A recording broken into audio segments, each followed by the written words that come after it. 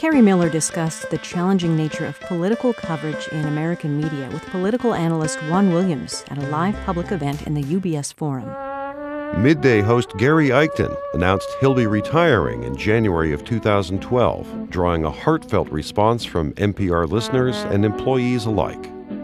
The University of Missouri's Pulitzer Prize-winning professor Jackie Banazinski joined the Public Insight Network team to lead its reporting efforts as the collaborations editor and to help establish a partnership between APM and Missouri's journalism school. And NPR News provided special coverage about important issues sweeping the state. Its reporting on the Minnesota state government shutdown was picked up by national news outlets, including the Associated Press, The Washington Post, and ABC News. NPR News also produced in-depth series about hunger in Minnesota and about cleaning Minnesota's water. Classical Minnesota Public Radio announced its new artist-in-residence, teenage violin sensation and Minnesota native Chad Hoops. A new podcast, Top Score, hosted by Emily Reese, explores an emerging area of classical music by interviewing composers about their experiences writing music for video games.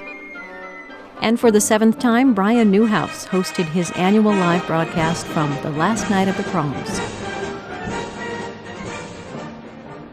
At the AAA Radio Conference in Boulder, Colorado, The Current received professional accolades, with Jim McGuinn awarded Non-Commercial Program Director of the Year and The Current named Non-Commercial Station of the Year. During the August Arbitron period, The Current posted a new record of 369,900 weekly listeners.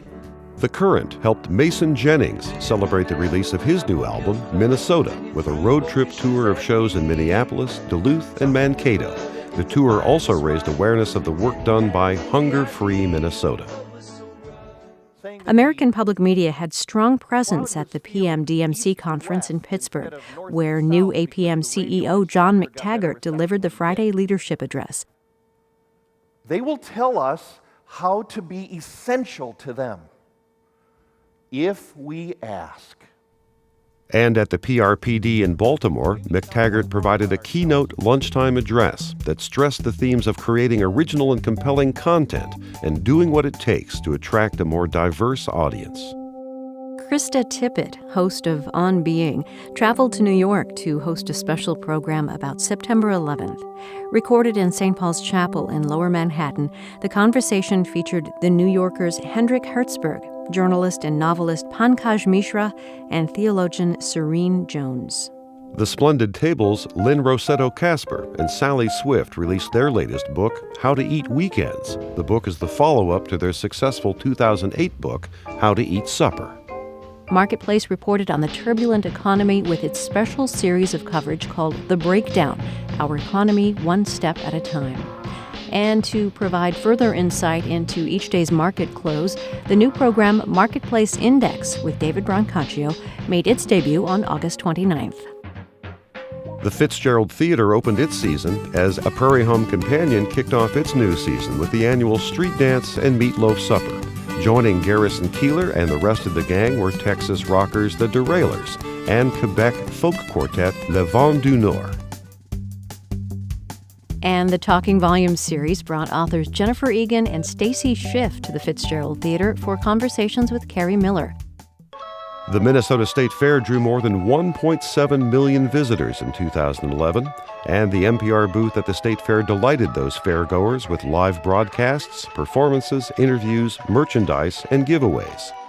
Meanwhile, many NPR booth visitors became members or joined the Public Insight Network. On NPR Day, hundreds of NPR members gathered in Carousel Park for a group photo with Kathy Wurzer and Gary Eichten. NPR Day also featured the live broadcast of Midday, a vocal essence performance hosted by John Burge, and a Four on the Floor concert hosted by Mark Wheat. And the soon-to-retire Gary Eichten celebrated his last fair as host of Midday with an impressive roster of engaging interviews in front of live audiences. And, of course, Gary got to spend time hearing good wishes from his listeners.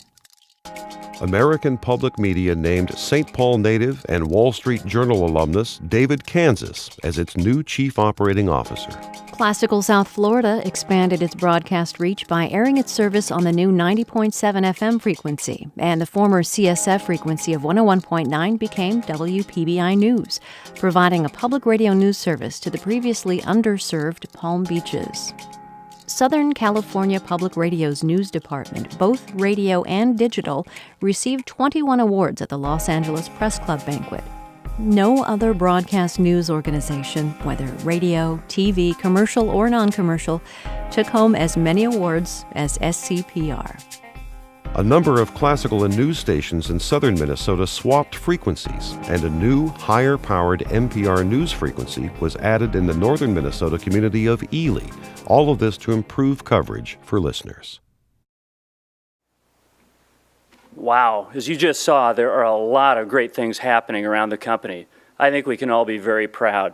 There's one thing especially, though, that I'm excited to tell you about, and that is that Minnesota Public Radio is now reaching more than 1 million people per week through all of its services. Now, that does not include internet streaming, but I got to tell you, that is one exciting fact, and I think everyone at every level of the company in every office of Minnesota Public Radio can be very proud. So thank you very much, and congratulations.